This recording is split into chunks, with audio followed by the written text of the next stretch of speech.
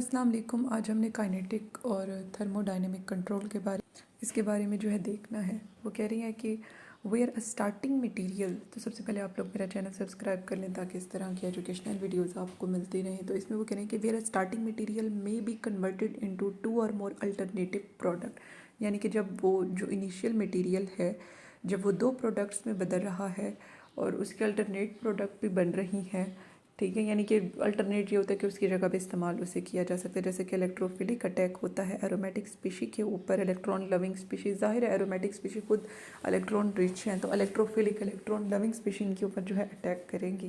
तो वो कह रहे हैं कि जब स्टार्टिंग मटेरियल 2 या उससे ज़्यादा अल्टरनेटिव प्रोडक्ट्स में बदल रहा होगा, ठीक है, जैसे कि इलेक्ट्रोफिलिक अटैक है एरोमेटिक स्पीशी के ऊपर, इसमें हमेशा जो है सब्स्टिट्यूएंट पहले से ही होता है। तो वो मिकदार, वो प्रोपोर्शन जिसमें जो अल्टरनेटिव प्रोडक्ट हैं वो बन रही हैं, अक्सर औक़ात उन्हें उनके रेट ऑफ फॉर्मेशन से पता चलाया जाता है कि जो जितना तेज़ी से हो रहा होगा, जितनी तेज़ी से जो प्रोडक्ट बनेगा तो वो फाइनल प्रोडक्ट मिक्सचर में उतना ही ज़्यादा होगा। इसे हम काइनेटिक कंट्रोल कहेंगे क्योंकि इसका पता रेट से चल रहा है और रेट वाली चीज़ें ज़्यादातर काइनेटिक्स में आती हैं। फिर वो कह रही हैं कि लेकिन जो दिखाई देता है काइनेटिक्स ऐसी चीज़ है, हमने शुरू के लेक्चर्स में भी देखा कि इसमें जो नज़र आ रहा है ना इक्वेशंस में लिखा हुआ है वो सही नहीं होता। This is not always what it is observe, यानी कि जो ऑब्ज़र्व हुआ है हमेशा वही नहीं होता।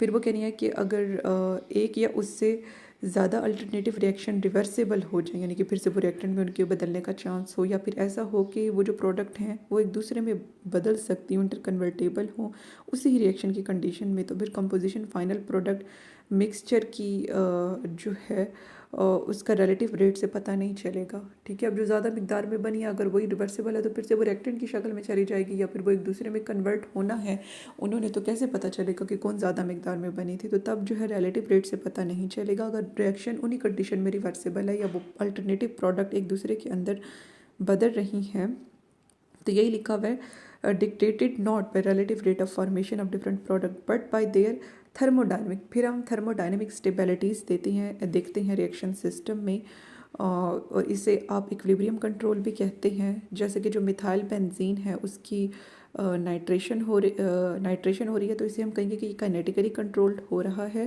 यानी कि मिथाइल बेंजीन पे आप NO2 लगाएंगे।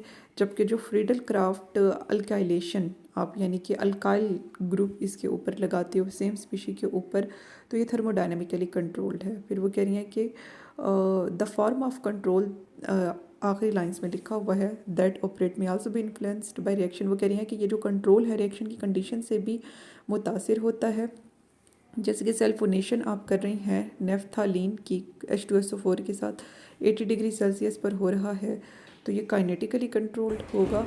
और यानी कि जब आप 80 डिग्री सेल्सियस की कंडीशन दे रहे हो तो ये काइनेटिक कंट्रोल में हो रहा है, और जब टेम्परेचर ज़्यादा दे रहे हो तो ये थर्मोडायनेमिक कंट्रोल में है। तो इसमें बेसिकली वो यही बता रहे हैं कि कोई भी स्टार्टिंग मटेरियल है वो 2 या उससे ज़्यादा अल्टरनेटिव प्रोडक्ट में बदलता है, तो वो कह रहे हैं कि तब आप काइनेटिक से ही पता चला सकते हो। जो जितना तेज़ी से रिएक्शन हो रहा है उसकी जो प्रोडक्ट बन रही है आप कहोगे कि वो उतनी ज़्यादा, लेकिन वो कह रहे हैं कि उन्हीं कंडीशन में अगर ये हो सकता है कि रिएक्शन रिवर्सिबल है या एक दूसरे में वो प्रोडक्ट कन्वर्ट हो सकती हैं, फिर तो नहीं पता चलेगा कौन कितने मिकदार में बना था और कौन ज़्यादा बना, तो तब थर्मोडायनेमिक कंट्रोल को आप जो है ले आते हो।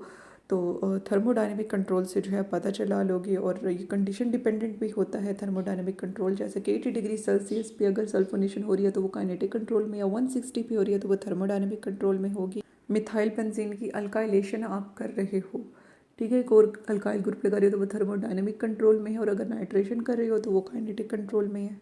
यानी कि जो ज़्यादा टेम्परेचर पर होंगे वो थर्मोडायनेमिकली कंट्रोल्ड, और जो कम टेम्परेचर पर होंगे वो जो है काइनेटिकली, ये हमें थर्मोडायनेमिक्स जो है बता रही है। और दूसरा ये जो आप सब्स्टिट्यूएंट लगा रहे हो उस पर भी डिपेंड करता है। अल्काइल ग्रुप लगा रहे हो थर्मोडायनेमिक कंट्रोल, अगर ये नाइट्रेशन अगर आप उसके ऊपर कर रहे हो, यानी कि इलेक्ट्रोफाइल अगर आप लगा रहे हो, नाइट्रेशन में बेसिकली यही करते हैं ना, इलेक्ट्रोफाइल लगाते हैं, तो उस केस में क्या हो रहा है कि इलेक्ट्रॉन डिफिशिएंट स्पीशीज़ के ऊपर लगा रहे हो तो वो काइनेटिक कंट्रोल में, और अगर इलेक्ट्रॉन रिच स्पीशी लगा रहे हो, डोनर होते हैं ना अल्काइल ग्रुप, वो लगा रहे हो तो वो थर्मोडायनेमिक, ज़्यादा टेम्परेचर ज़्यादा इलेक्ट्रॉन वाली स्पीशी आ रही है तो थर्मोडायनेमिक कंट्रोल है, और कम टेम्परेचर वाला और इलेक्ट्रॉन डेफिशिएंट इलेक्ट्रॉन की कमी वाला वो काइनेटिक कंट्रोल में है। और वैसे अगर वो रिवर्सेबल नहीं है और एक दूसरे में इंटर कन्वर्टेबल प्रोडक्ट नहीं है तो आप रेट ऑफ रिएक्शन को देख के बता सकते हो। जो रेट जितना फास्ट होगा वो प्रोडक्ट उतनी ज़्यादा बन रही होगी, लेकिन जो रेट जितना स्लो होगा वही रेट लिमिटिंग, रेट डिटरमिन करने वाला स्टेप होगा। अल्लाह हाफिज़।